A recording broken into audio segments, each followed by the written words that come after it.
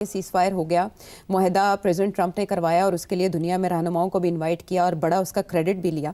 उसमें अब हम ये देख रहे हैं कि इजरायली पार्लियामेंट जो है वो एक पेशकदमी कर रही है मगरबी किनारे के हवाले से, जिसको लेकर प्रेसिडेंट ट्रंप, जेडी वैंस और मार्को रूबियो का रिएक्शन भी सामने आया है। हमास को प्रेसिडेंट ट्रंप बार बार धमकी दे रहे थे गैर मुसल्लह होने की और हथियार डालने की, लेकिन अब इजरायली इक़दामात के बाद उनका कहना कि मुकम्मल सपोर्ट अमेरिका वापस ले लेगा। प्रैक्टिकली क्या अमेरिका ऐसा करेगा? नहीं।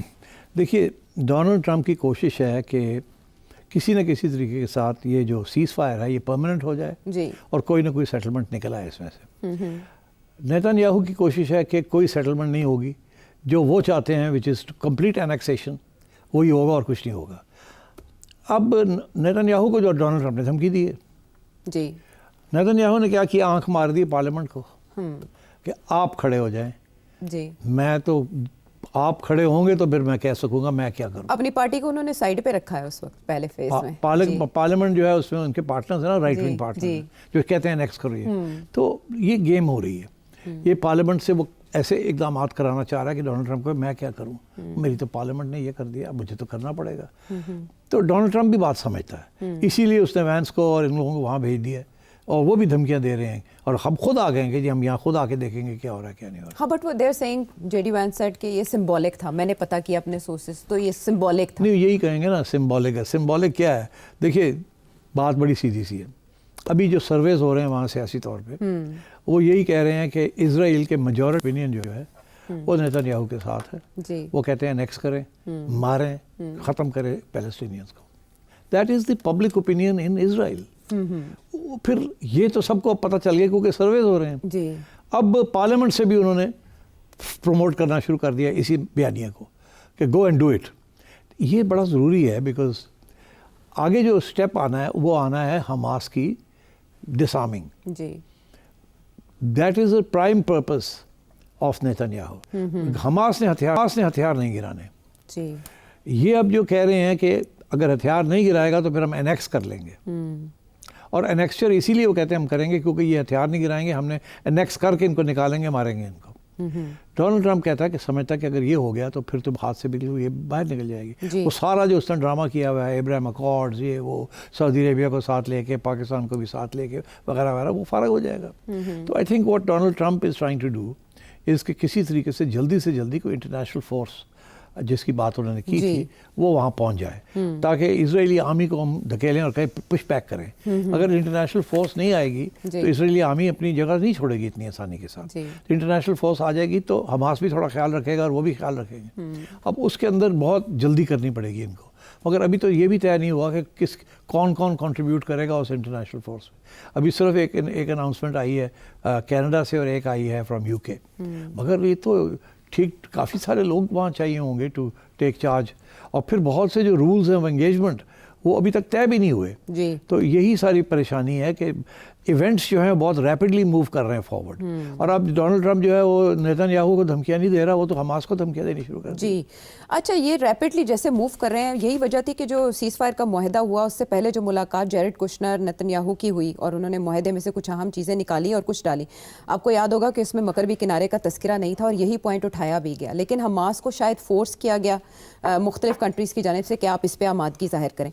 तो अब जो हमास उस वक्त मुतालबा कर रहा था कि इसराइल की गारंटी कौन देगा, वो गारंटी मांगना बजा था, क्योंकि इसराइल के जहन में यही होगा कि एक बार सीज फायर हो जाए, हम हमास को पसपा करें और फिर हम आगे पेश करें। वो गारंटी तो दे रहे थे ना इंटरनेशनल फोर्स जी, ये 8 मुस्लिम ममालिक प्लस अदर्स जिन्होंने अपने सोल्जर्स भेजने थे ताकि इजरायली आर्मी पीछे हट जाए, हमास हट जाए और ये टेक कंट्रोल कर ले।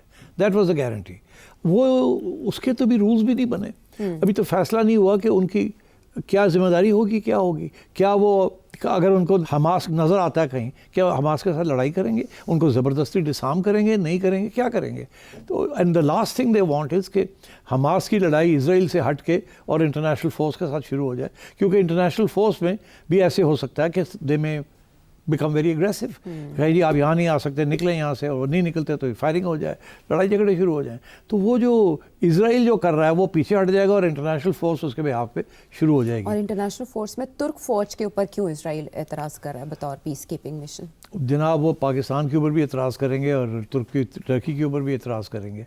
उसकी वजह यह है कि उनका ये ख्याल है कि they are sympathetic to Hamas and to the Muslim cause, इसलिए वो यूरोप ज़्यादातर, देखें ना, ब्रिटेन सबसे ज़्यादा जो रास्कल मुल्क है ना वो है ब्रिटेन, जो कि ये साथ साथ चल रहा है, और कनाडा भी साथ है अमेरिका के ऑन दिस इशू। तो दे आर ट्राइंग, अब ऑस्ट्रेलिया आ जाएगा, कोई यूरोपियन कंट्रीज, जर्मनी आ जाएगा, दे आर ट्राइंग कि किसी तरीके से नेटो के अंदर ही इस किस्म की कोई चीज़ हो जाए, एक आध बाहर से ले लें। मगर जैसे ये सारी एग्रीमेंट हुई और उसके अंदर हमास को डिस्कस भी नहीं किया, उनकी राय भी नहीं ली, उनका कोई रिप्रेजेंटेटिव नहीं था। तो ये मुस्लिम ममालिक को सामने कर दिया ऑन बिहाफ ऑफ हमास। फिर ये गए और इन्होंने जाके हमास को मरहम पट्टी की और समझाया नहीं नहीं नहीं नहीं नहीं। तो अब क्या होगा अगर ये इंटरनेशनल फोर्स आ जाती है और इनके क्लैशेस हो जाते हैं with Hamas, then what will happen? फिर तो और बड़े मसले बन जाएंगे। ये मुस्लिम कंट्रीज की जो फौज है वो तो नहीं जाएगी फिर ये करने, they will not crack down on Hamas. इस मामले पर प्रेसिडेंट ट्रंप का ये स्टैंड लेना कि अमेरिकी हिमायत खो देगा इजराइल, ये किस हद तक मटेरियलाइज हो सकता है? कि देखिए बड़ा मुश्किल है आयशा, कैसे Israel controls the American Congress, Israel controls the senate, Israel controls the money strings and of all the political parties. Israel को ना करना is not easy for any American president. Right. It's difficult. So इसका मतलब है कि आपको ये मुआहदा भी ख़त्म होता दिखाई दे रहा है? लगता है ऐसे ही है कि ये भी तो कुछ अरसा चलेगा और उसके बाद डोनाल्ड ट्रंप कहेगा मेरे से ये नहीं होता, मैं मेरी कोई बात नहीं सुनता, चले ठीक है फिर लड़ लो, आपस में कर लो, ये कर लो, वो कर लो। इस किस्म की भी सिचुएशन आएगी, आप देखिएगा। या कोई फॉल्स फ्लैग जो आप ऑलरेडी बता हाँ वो तो खैर डेफिनेटली फिर उसकी ज़रूरत पड़ जाती है ना। अगर डोनाल्ड ट्रंप ने ये नहीं करना और इसराइल को सपोर्ट करना है तो फिर फॉल्स फ्लैग करना पड़ेगा ना। और वो पहले भी इसराइल ने किया, they are masters of false flag, वो करेंगे।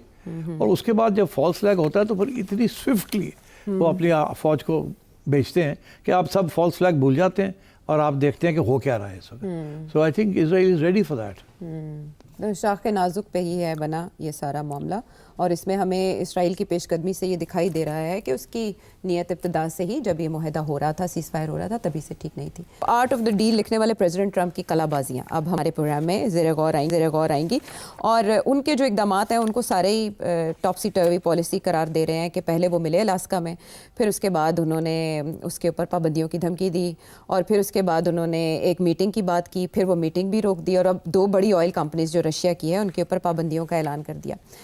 ये पाबंदियां यूक्रेन जंग रोक पाएंगी? नहीं। देखिए डोनाल्ड ट्रंप पहले दिन से ऐसी बातें कर रहा है जिसमें कोई वजन नहीं है। उसका मतलब ये था कि मैं पुतिन के साथ बात करके सब कुछ ठीक कर लूँगा।